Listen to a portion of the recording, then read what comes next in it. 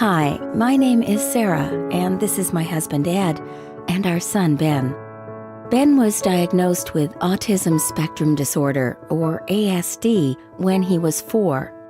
Around his second birthday, I had started to wonder why he didn't notice when I called him, or look when I pointed out things to him. He wasn't interested in playing with other kids, but he did like to line up his toy trucks. A lot. That and spinning their wheels. I was concerned, so Ed and I took him to our pediatrician. That's when we were first told that Ben was on the autism spectrum. We were devastated. We really didn't know much about ASD, but soon were overwhelmed with the amount of information coming at us. I was confused and upset and uncertain. If you have a child with ASD, you know what I'm talking about. We quickly learned that it's very hard to paint a picture of how each child with ASD will grow and develop, or to know what things predict how well they'll do in the future. And that's what we were desperate to know. We would do anything to help Ben live a happy, healthy life. Around the time he was diagnosed, we heard about a new research project underway in several cities in Canada called the Pathways in ASD Study. We'd never taken part in research before, but we wanted to learn as much as we could about ASD. The research team explained that they were going to follow a large group of children with ASD from around the time of their diagnosis until they entered school.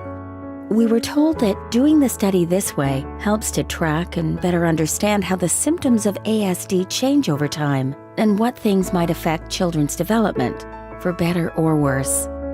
This is the sort of thing we wanted to know, and taking part in the study might help others too. And I was proud to learn it was parents and other people whose lives are touched by ASD who came up with the idea for the study. The Pathways in ASD study has been set up in phases, with the first following Ben and over 400 other preschoolers from when they were diagnosed until they started school. Phase 2 then followed the same children, Ben included, from age 7 to 11. Every year, the Pathways in ASD team checked Ben's ASD symptoms and his daily living skills and behavior, and asked us how we're doing and our opinions about Ben's condition.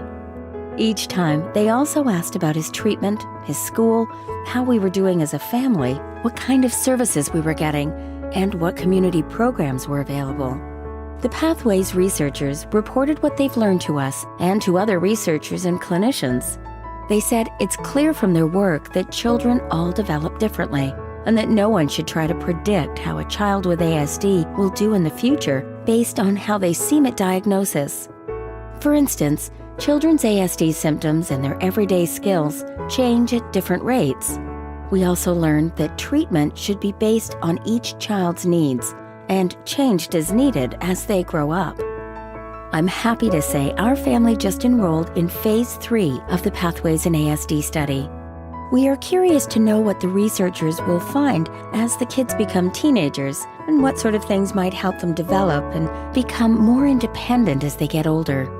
One thing I know for sure, ASD is not a life sentence to one way of being. It is ever-changing. With patience, understanding, and hard work, we can achieve some good outcomes for Ben. I believe the information coming from the Pathways study could help people understand what improves life for those with ASD and for their families.